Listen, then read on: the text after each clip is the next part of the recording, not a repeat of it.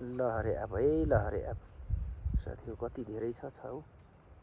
यहाँ हेर्नु त यता पनि यता आयो यता हैन ल हेर्नु त कति धेरै हो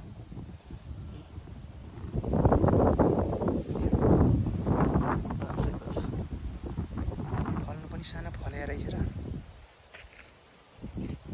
यतातिर यता यता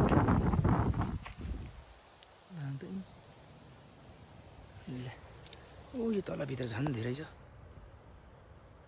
ओहो है लहरे आँप खाने भित्र बेला भएको छैन रहेछ अब 15-20 दिनमा लगभग यो होला